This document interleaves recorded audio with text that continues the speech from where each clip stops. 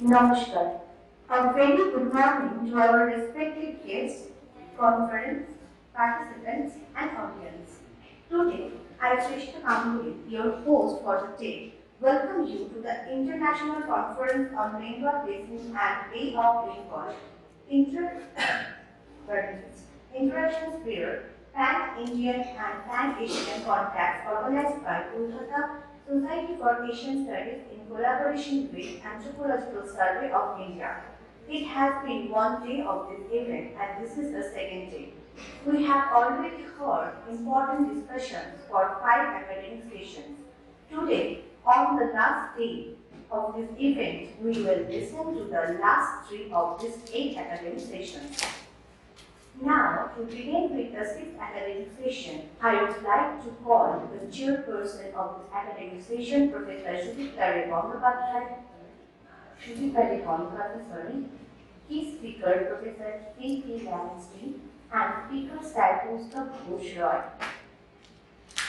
In this session, we will find out about the genetic linguistic and the molecular anthropological study of the Indian Ocean, results in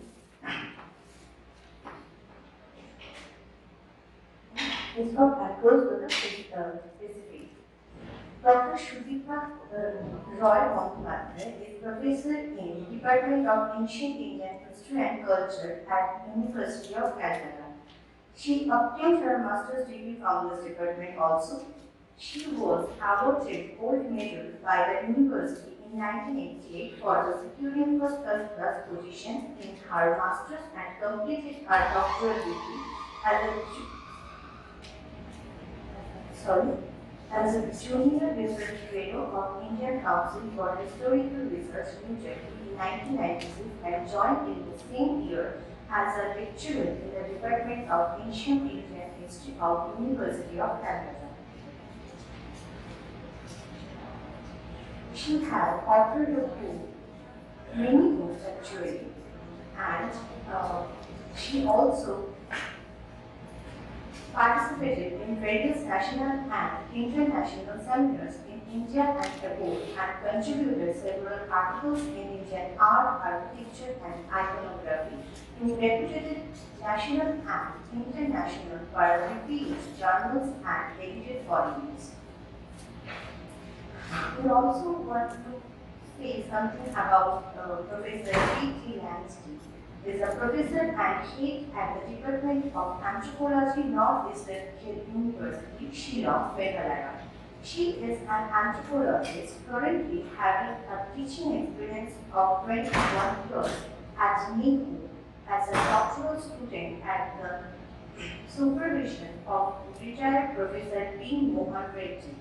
She was trained in DNA fingerprinting methods, initially at Center Forensic Laboratory, Kolkata, and then at the Center of Cellular and Molecular Biology, Hyderabad. She earned her doctoral degree from Calcutta University in 2004. Sir Kaustubh Ghosh Roy, he is a research scholar currently enrolled in PhD in the Department of Anthropology, University of Delhi, India. His area of research interest includes migration, cultural studies, people, and environment, maritime, history, and archaeology, etc.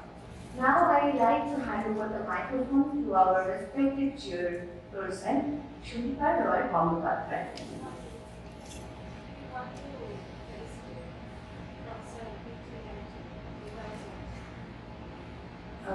Sorry.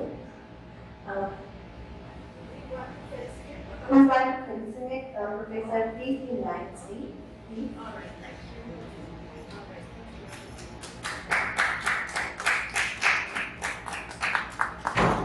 Now we will start our 6th academic session.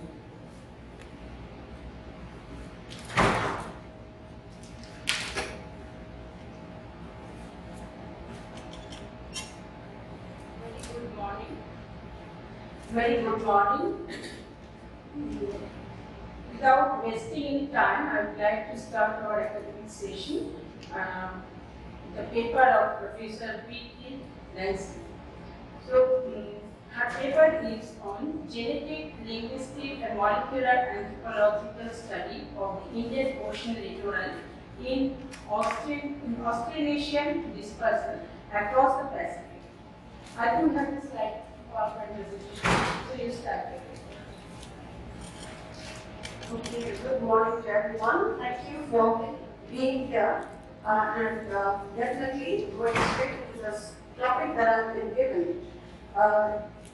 Just a little brief meeting that to say that this is a kind of a topic that has a little bit of history, but the history that perhaps all of you might be wanting to know is about proto-history. But I'm going to go a little bit more before the proto-history part, and that is prehistory.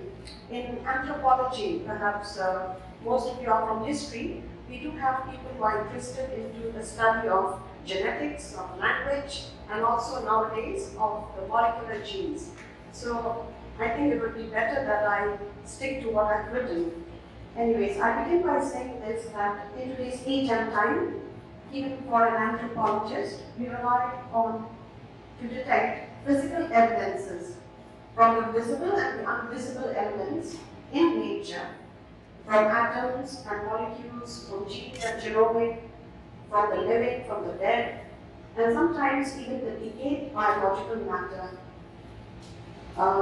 There are cultural artifacts that have provided very vital clues to be given of utmost importance to our scientific and laboratory analysis and data interpretation.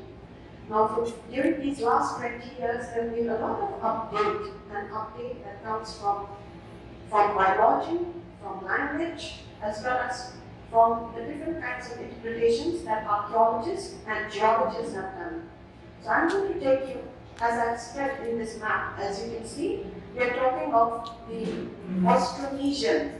And if you look at that name, Austro means south. And for India, in particular, Austro is usually referred to, we often think that these are the South Asian remnants of language speakers of the Austro-Asiatic kind. So during my PhD days, I had wanted to find out the dispersal of the Austro-Asiatic, particularly the two branches that we have in India. One is the Mundavi and the other one is the Montuner.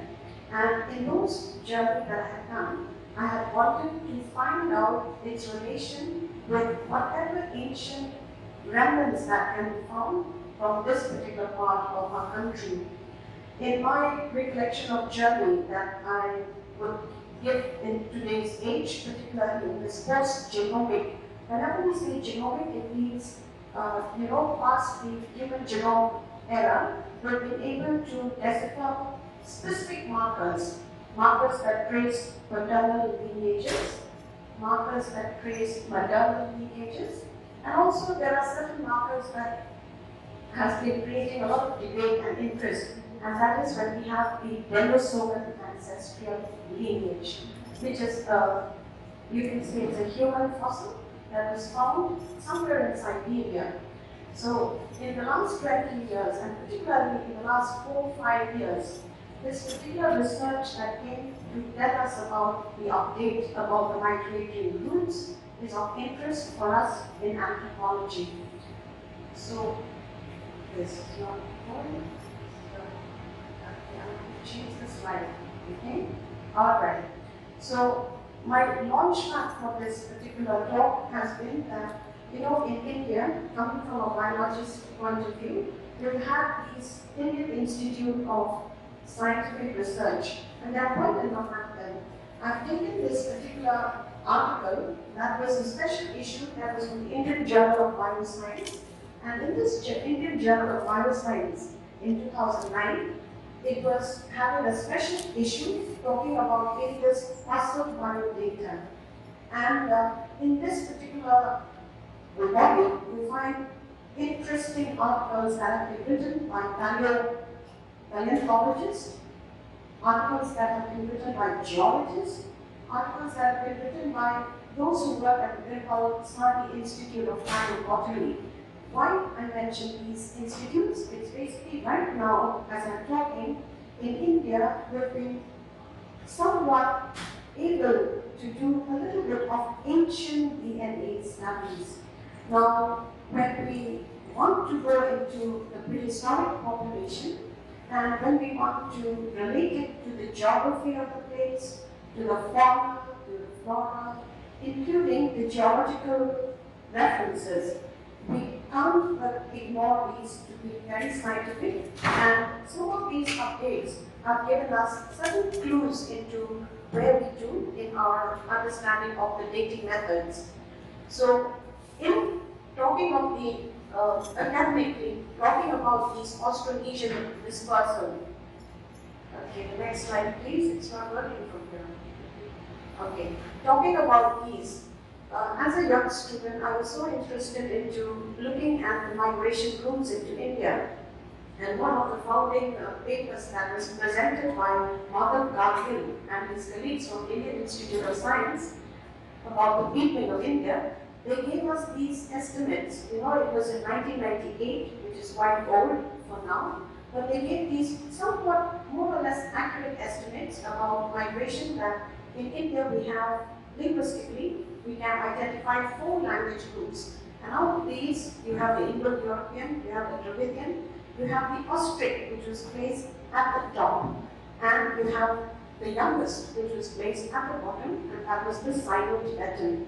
Now, this particular work had gained a lot of attention because it involves archaeological findings, it involves linguistic interpretation, and of course, it involves also certain biological, anthropological signatures that were coming into this particular research. For this particular talk, I would like to stick to the Austric language speakers. And we know, maybe even historians would know, that probably these are one of the oldest language speakers in the Indian subcontinent. And our research on the Y chromosome, that means the maternal lineage of this language group, has extended beyond the Bay of Bengal. It has extended on the coastline by the sea route.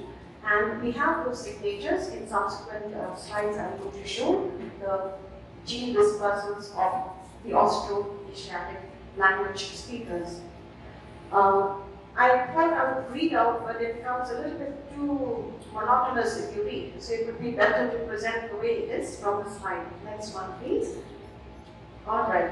So these are our in our knowledge of anthropology, particularly in paleoanthropology, when we consider about, from fossil evidences, from archaeology, as well as certain geological events that has given us these 2 probable routes of migration of people in this continent. We often talk about the southern route, and we often talk about the northern route.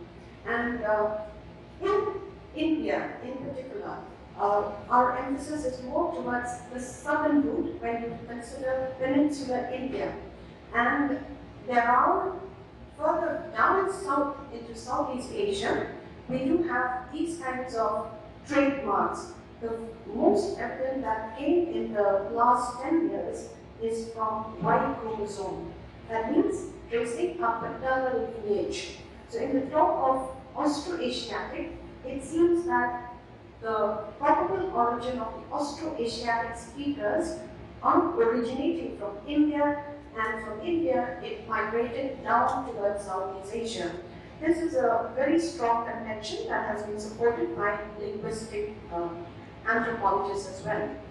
Whereas, if we talk about reverse migration, there are reverse migrations. And in the case of reverse migrations that come from Southeast Asia towards India, strong signatures are indicated from the maternal ancestry, that is the mitochondrial DNA. So in India, actually, we do have groups that are looking into this. One of them is a group that have associated itself with an Estonian research center, and their person who is based in India is from Banaras Hindu University. He is Professor Ganeshwar Chobe.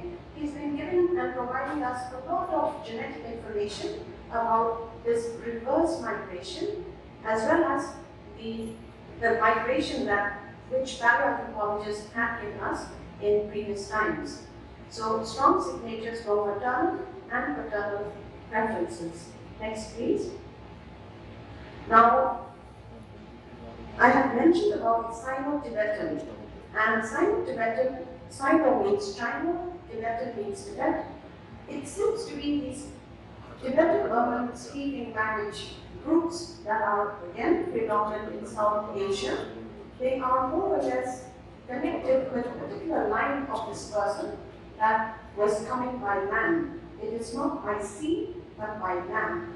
So there are a number of research publications that comes from China in particular, those that talks about Korean populations or the East Asians or even the Han Chinese. They have beautifully put that the migration dispersal of these populations might have come in waves of migration dispersing from the East Asian populations and then spreading out towards the borders of Burma, Thailand, Vietnam, and other places. The next one, please. So this is one of the paper that was a kind of a collaborative paper that was done by the group that was in Estonia as well as the group that is there in Benares Hindu University. They are from the Department of Zoology. So they were giving us the extension of what we have done in 2007, that there is a genetic legacy that can be traced into these genes despite the admixture that we've had in the Indian subcontinent. And this global admixture definitely shows that there is a train of wide paternal lineages that connects the Indian, or the, would we call it now the Bay of Bengal area, to have very strong lineages that provides evidences that this area was a corridor of migration for people down south towards South Asia. Next, please.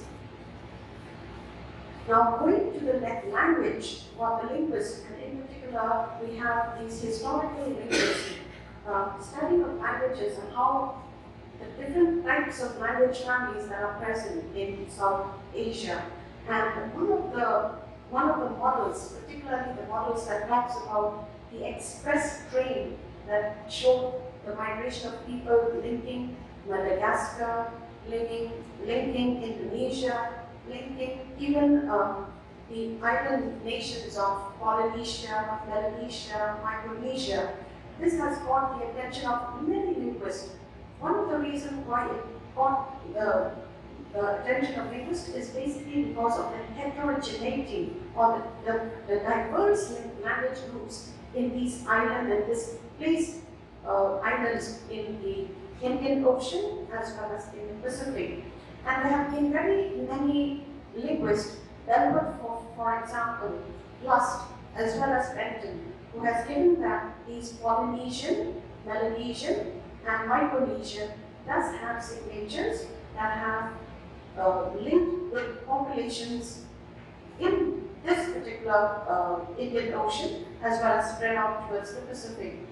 From the next slide, from the archaeologist's perspective, in fact, there have been different kinds of cultural linkages that show that perhaps even of late, these pottery remains, particularly that Lapita cultural complex, which maybe archaeologists would be more acquainted with. These seems to be present throughout these island nations of people speaking the Austronesian language. And the Austronesian language also is quite a complicated language. It seems to be having highest diversity in linguistics when you want to understand one another. And the most interesting part of these migration group was telling us that in 2016 we had a group of scientists who wanted to see the antiquity of these language groups and whether we can really link them with population dispersal that has happened in the last, should we say, the last few 100 years ago. So we have these kinds of references. In particular, I note down yesterday saying that perhaps in Northeast and as well as in the South Asian populations, whenever we have to give inferences by dates, and archaeologists are more particular with that, whenever we have to give inferences for date, we often say that this region has been inhabited since the Pleistocene time. We have what is known as the theories that talks about the diffusion of these populations in demographic history, that there has been a demographic deep diffusion of these, not just of genes, but of the culture of the people as such. And these islands, as thought by geologists, and of course, as given by many other paleoanthropologists, they say that the probable route of all these migrations was through the sea and not by land. And there was a very interesting paper, and this paper was about the demographic history of the Oceania, and this was referred from the whole genome sequence. It concluded that when we talk about the modern day dispersal of humans out of Africa into the Asian continent, we cannot forget these linkages that are connecting us from these different islands, which perhaps at one point of time they were submerged under the sea. A term that some of the people know, that this area is called the Sahel region, S-A-H-E-L. It is basically talking about a continent that is in between Asia and Australia. And likely the dispersal of these non-African genes or non-African earliest dispersal can be traced out through molecular anthropology. So I can see that my chairperson has given me a little bit of time. 5 minutes is gone, and it's a little abrupt to end with. Yes, and in population genetics perspective, we talk a lot about how these different processes have come and have stayed with us, particularly when we talk about the episodes of whether we do have shared ancestry with non-Africans, whether we do have shared ancestry with Europeans. There are genetic signatures definitely that tells us that in 2011, when the Denisovan sample was found to be ideal to extract the ancient DNA, it was quite an interesting finding that this Denisovan signature could still be traced among the Melanesians, and that is where it was rightly said that there have been many signals of interbreeding between populations in Asia, the eastern island of Southeast Asia, and many more. All right. Actually, I thought most of you coming from history would have known or would have heard about anthropology and molecular anthropology. But molecular anthropology are these stories that we collate whatever we find from the genetics of examining these DNA sequences, and then trying to fit it into these models of migration that gives us a clear picture about ancient as well as the contemporary migrations of people. And all the time, so it was just once.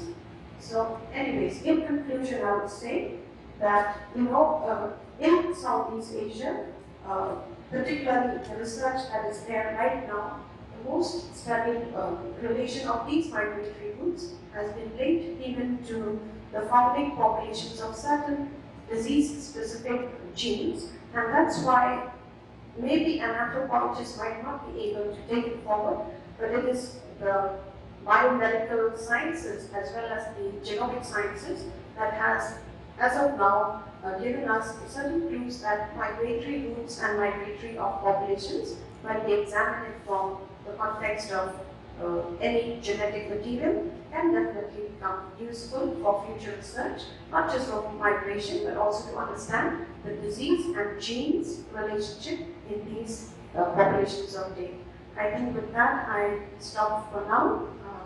This is a little hodgepodge because my slide did not work as per the thing. So anyways, so yeah, I think that's all I can conclude. So you can just go into these. So biologically, we try to trace the next one.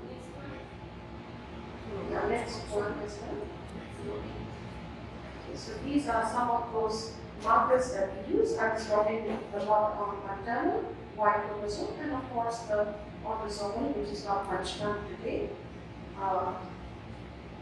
So we are using these for analysis and giving us these kinds of interpretations to link the ancient phylogeny of humans with the contemporary populations. Okay. So this is where this kind of work is very much in the contemporary research that has come of interest for us. So this is the last slide.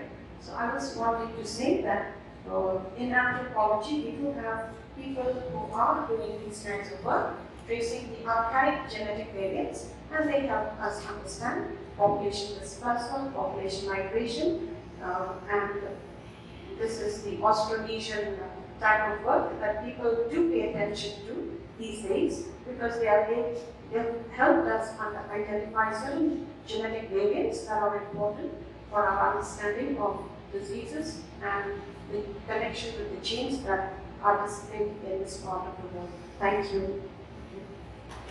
Thank you. I think this is a very well-researched paper you have presented here, and you have already covered the routes of migrations, linguistic features, and everything, genetic analysis with the examining the DNA sequences. So I think now the paper is open for discussion. Only 2 or 3 questions may be asked.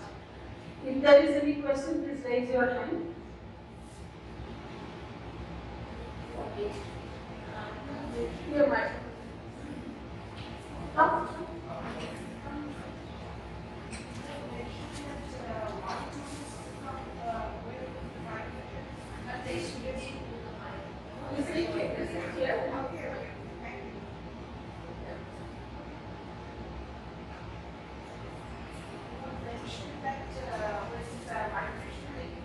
From India, Southeast Asia, then you have done a research on Y chromosome. The alternative pathway, you have done the research on X chromosome. He says mitochondria. Mitochondria. Oh, okay. Mitochondria. I missed that point. My question was that only these part has been research or other anything? Yes. So if we talk of molecular markers, no? Besides mitochondria, now we have the genome-wide scan, which traces the, it's a scan of all the 22 chromosomes. Yeah. That is the autosomal. Yeah. Okay? That is the most popular of now. The traditional ones, like I would call them as Y and mitochondrial, they're still there, no doubt, but the genomic scan can produce more than 3 lakh genes identified. It's much more robust. So right now, in Asia, the genome-wide scan research is going on. It's being done by the genome. There's a Singapore Genome Institute of Science.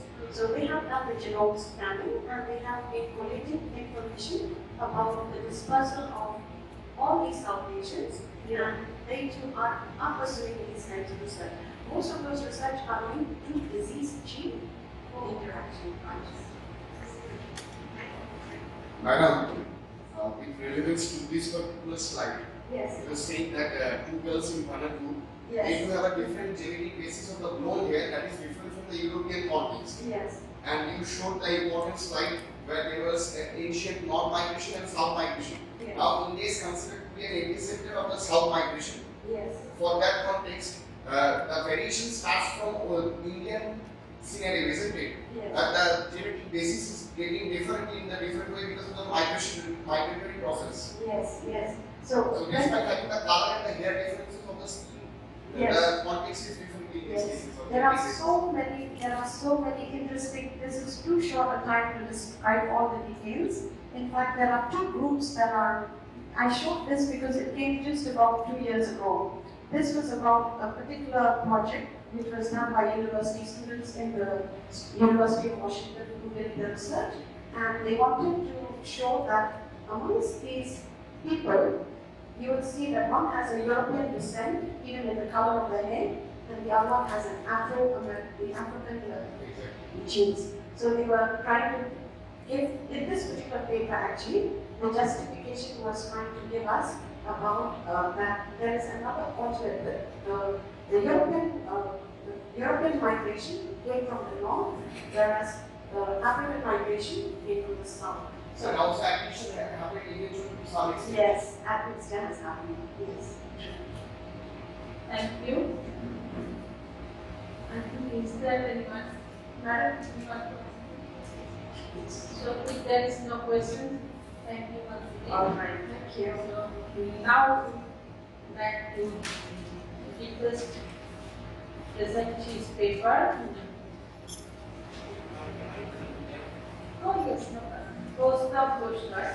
He is a research scholar currently enrolled in the PhD in the Department of Anthropology, University of Delhi. His area of research interest includes migration, cultural studies, media and environment, maritime history and archaeology.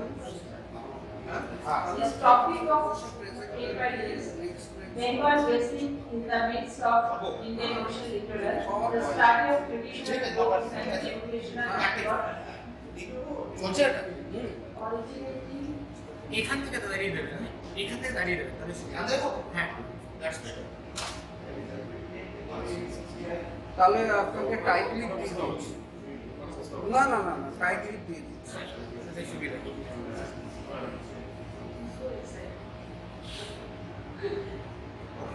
So, it will take about 15 minutes. 15 minutes. Live give. The ships from this vessel sailed towards the 10-degree channel, aided by winds and currents, towards Java and Sumatra. During the return journey, they used to sail directly to Sri Lanka and then ports along with the east coast, Arunachal in 1993. The alternative route to Southeast Asia from the ports of Bengal was to reach the Burmese coast if we go through the coastal lanes, then proceed to the Andaman Sea, to Malacca Strait and beyond the Malay Peninsula, Korea and China, as cited by Shila Tripathi 2002. Aquarius in 1968 suggested two probable alternative routes from the south of India, either through the 10-degree channel crossing the Andaman Sea towards the Aceh and Kedah in Malay Peninsula, and the second one from the coast of Martaban, that is in Burma, and Tavoy following a land route through passes towards the Menamchau triangle. To reach this delta, you have to cross a great mountain pass.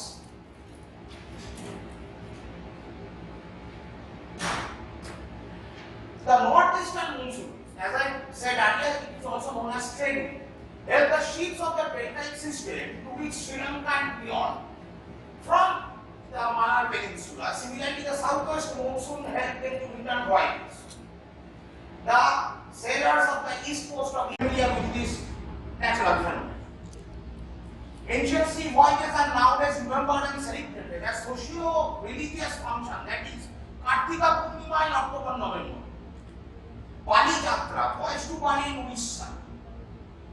And there is another festival in Odisha which is known as Khudrukuni Osha.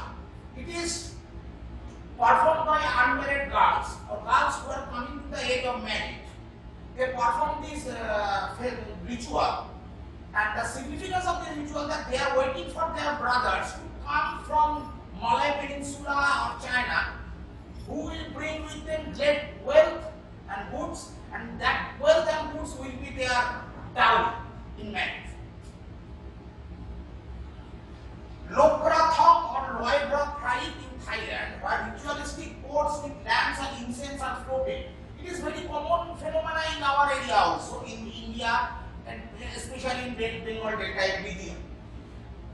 Incense are float into streams of in water bodies, symbolizing the prayer for the safe passage for the voyagers.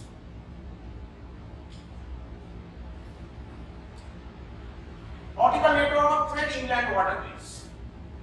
Among the all form of transport, river transport and water transportation dominated the spatial scene of ancient Bengal. The waterways of Bengal can be categorized into two groups. The large deep rivers, navigable throughout the year, capable of carrying various sizes and shapes of ships and goods vessels, and the smaller tributaries and estuaries with their seasonal navigability. The major rivers along with their tributaries and the interconnections serve as a corridor for long distance traffic. Such assemblage are reminiscent with that of the Saraswati Indus Valley civilization as cited by A. M. Choudhury 1977. Bengal Basin falls under a direct influence of southwest monsoon, which encourages the longshore drift from the southwest to the northeast direction, from Bengal Delta region to the northeastern region, especially towards the Assam and Tripura.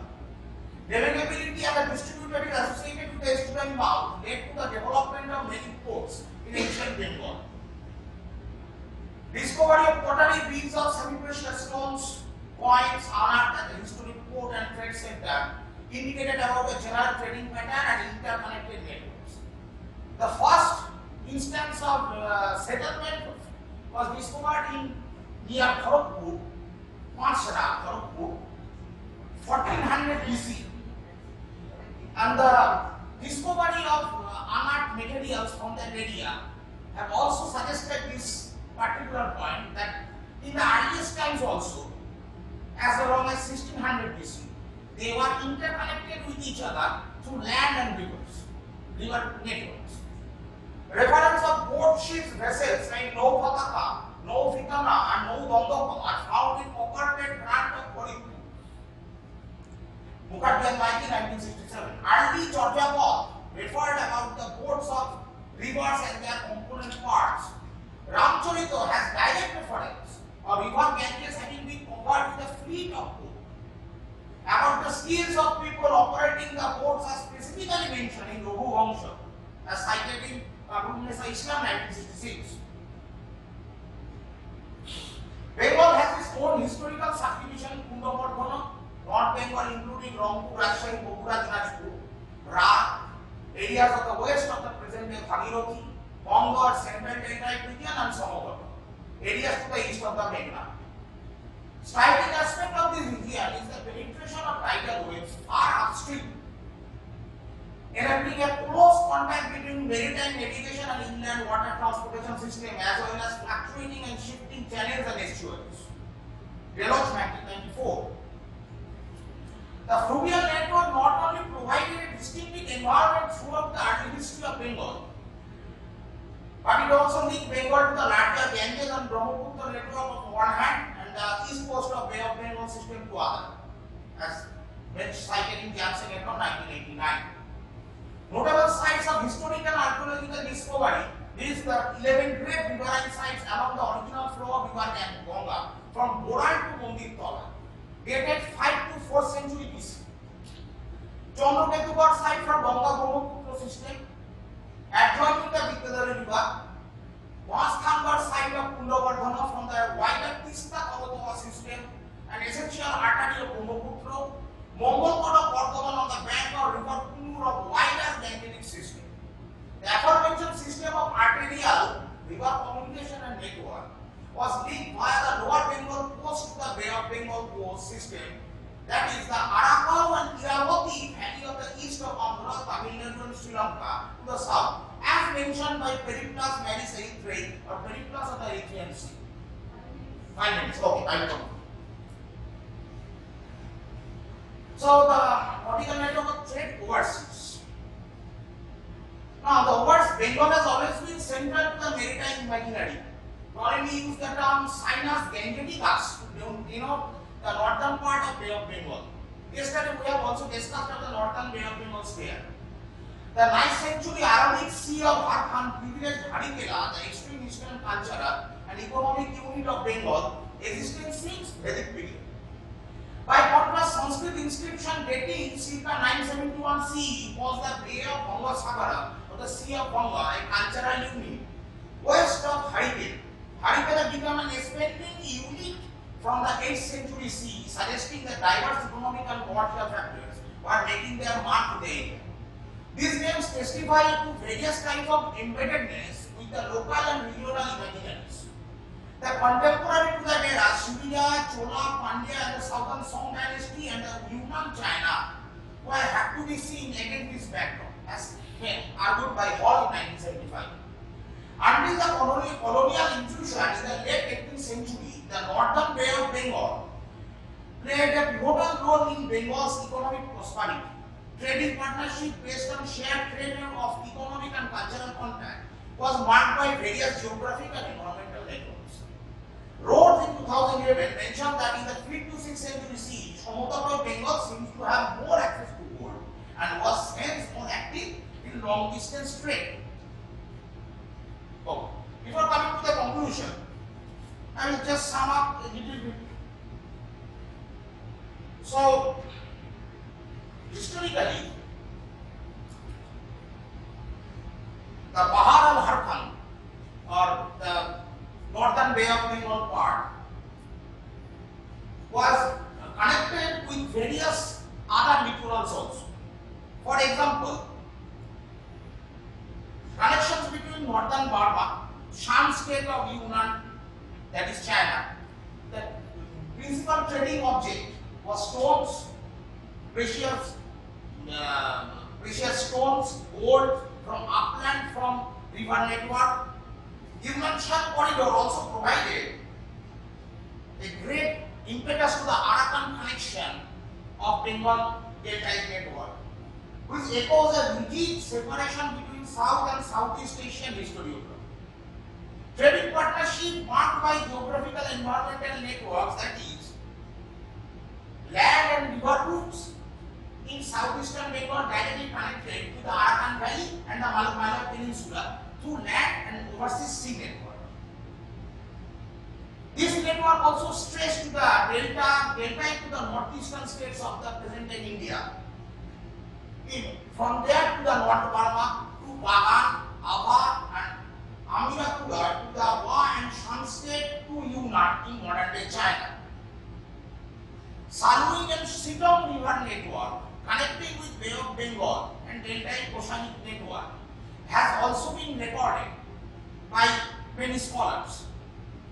Teak timber, stones, metal, silver mines of Badawi and Yaganathai mine are two of the principal networks which provided the essential silver for the coin age in Bengal.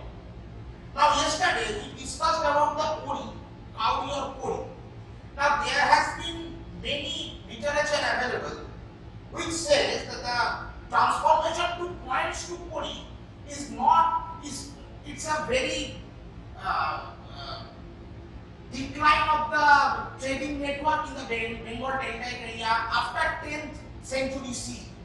For example, if I quote Cookman in 1978, he notes that the whole of the northern Bay region experienced a decline of coinage in the 9th to 10th century, including Bagan, Suktai and Angkor. She calls us that there were no local coins from the rest of the mainland Southeast Asia after the fall of the Funan and Gauravati, their function being replaced by barter cowrie shells and standardized metal bars of lungs. The Bengal Delta and the entire northern Bengal littoral area was in the middle of the Shan Fatimi silk trade area. There was a corridor, it was called the Shan Fatimi silk trade corridor. When the Shan Empire loses its grip over its maritime network because of the Ming dynasty, and the Fatimids came under direct attack by the Abbasids from Baghdad, the Silk Corridor between the Southern Shan dynasty and the Fatimid Empire of modern day Iran. The Bengal suffered a massive loss of its trade opportunity and trading network. That's why suddenly we see that there is a lack of gold and silver or copper coinage, and we are trading in Kori, Seychelles. Conclusion. By the 10th century AD, the Bay of Bengal had acquired territorial identity as indicated by the use of term Bangosagaro in Modapur cooperated inscription of Sri Chandi. This is Harvard 1949. From this profusion of varied imagery, it is evident that the rivers formed a part of the cultural landscape of communication and community formation in Bengal from at least 4th to 5th century AD. If not earlier, there was a vibrant transportation network along the river. This paper also highlighted the literary and archaeological evidences for the presence of earliest riverine settlement in Bengal as early as 1600 BC and the continuity of the settlement and major trading site owing to the 9th to 10th century. The shared culture that extended across not only South Asia but also the Indian Ocean was part of a tradition which was by no means exclusively controlled by the rulers but by the monks, navigators, voyagers, traders and merchants. This shared culture was far more homogeneous and incorporated affiliations to a diversity of faith and belief system.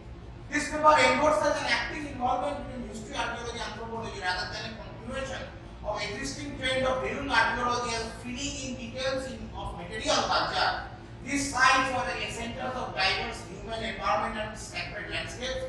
Only through a holistic outreach and approach, a better understanding of such depth historical knowledge can be gathered. Thank you. Thank you, Mr. Roy.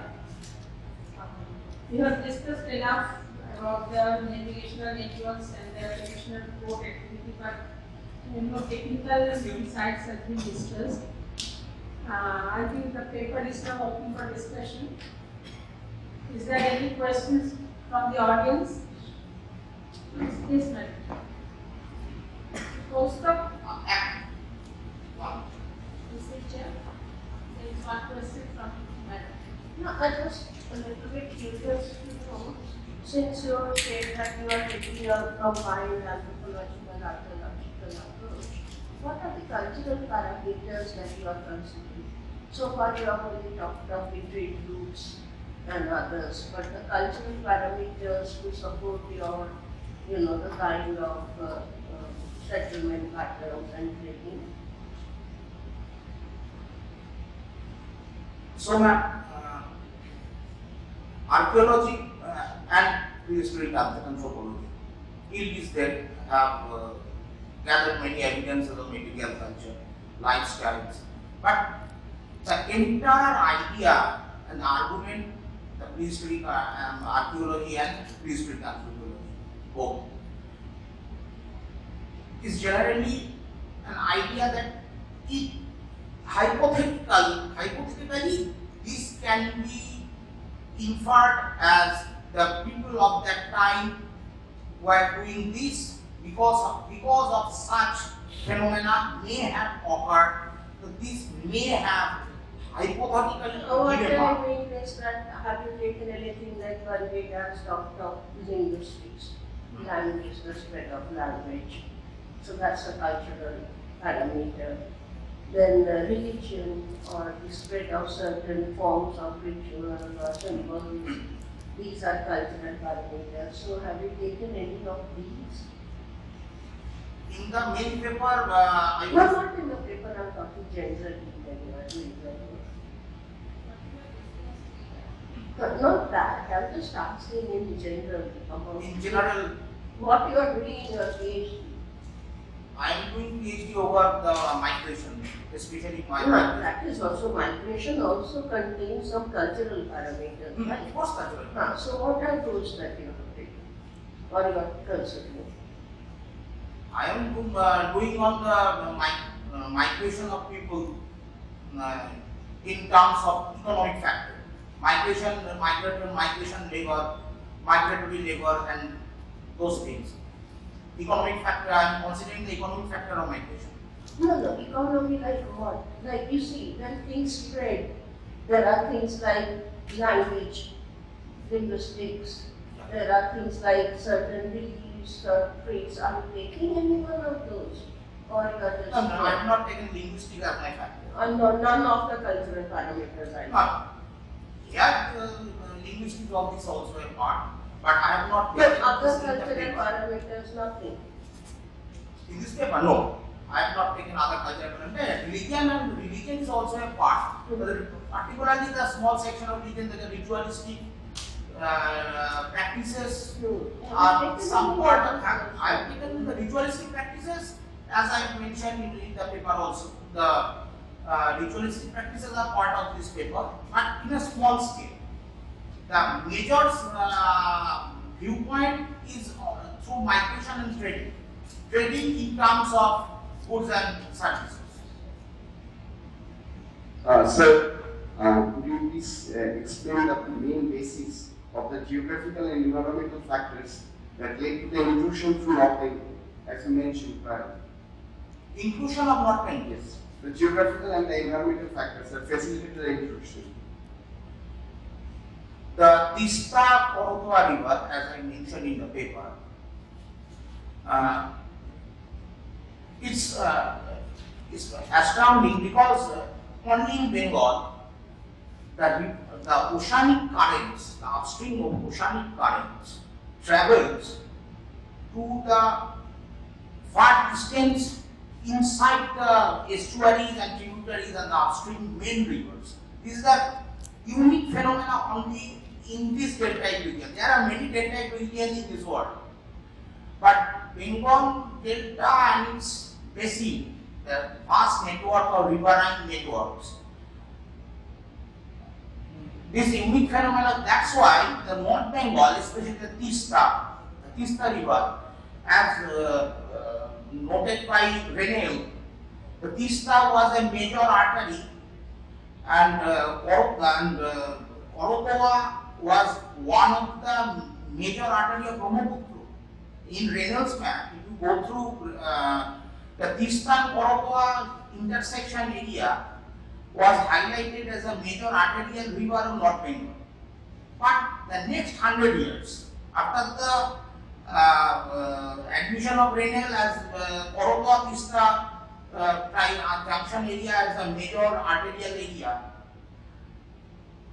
the next 100 years after that, we see that Korotova has dried up. In the meantime, we don't know what happened. Of course, it's a geographical factor, environmental factors are responsible, but there was no major dams there. The rainfalls were normal if we go through the historical rainfall data. But what happened, the Korotova River suddenly dried up. We don't know yet now. But the upstream oceanic current traveled up to that area from Jamuna, that is Brahmaputra is Jamuna in Bangladesh. The currents traveling from Podda up to Jamuna to Tista is a unique phenomenon. That's why that northern Bengal also become a part of this vast area of deltaic network. The Updrift of the oceanic current is a unique phenomenon. not the downwards. Not the downwards, it's in the upward stream. We are talking about when we talk about riverine system, we talk about the drafts. The draft is the essential factor for any kind of trading network through boat. Doesn't matter how much water and how much high flow in the river, we have to look for the draft. The draft is essentially connected with upstream tidal waves. And the upstream tidal waves reaches up to Korotova. It has been historically recorded. So it's a very important factor. That's why North Bengal also become a part of this system.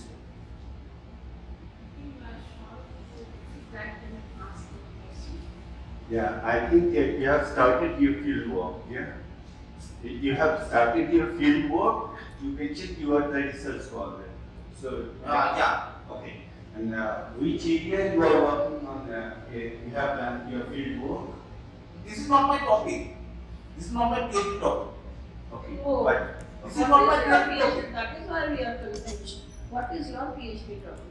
My labor migration, participatory development. I am doing under Dr. Arvind. This is So my when you are doing labor migration. labor migration and which participatory area? development. Which area? Huh? Which area? Bottoman. Rural That's Bottoman. not completely different. This That is is part what of my I getting interest. confused that what is anthropological in this paper. This is not my PhD topic. okay, but you have mentioned some both names in your abstract. Yeah. Merli, Koduya, Sultani, Kodukiste. Yeah, sir. Have you found So, those names? no.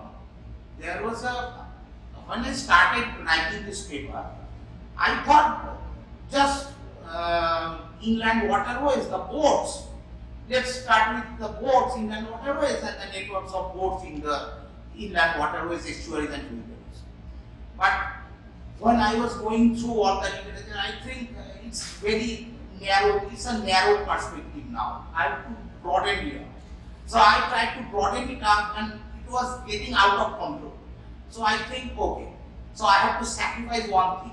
I will mention the ports, but I will not go through the details and anatomy of the port, and I will include the overseas and inland. Because when I was walking through the literature of boat making and its architecture of ancient Bengal, it's huge, and I was suddenly puzzled because okay, I have to wrap it up now because it's getting out of hand. Yeah, so you have those references where the boat making and technology all are mentioned. Some of it. Yeah, I'd like to know that because I have not found any such literature. If it is possible, please share with me. Yeah. I'm sure. Okay. Thanks. I think there is no questions further. So we can wind up this session with a thanks to both the speakers and the audiences, and thanks to the announcer. There is an announcement. Thanks to the organization, especially the Shomishta, for offering me the chair. Thank you. This is a time for a tea break. Tea has served outside. Please, we will meet again after 10 to 15 minutes at the same place for the next session. Thank you.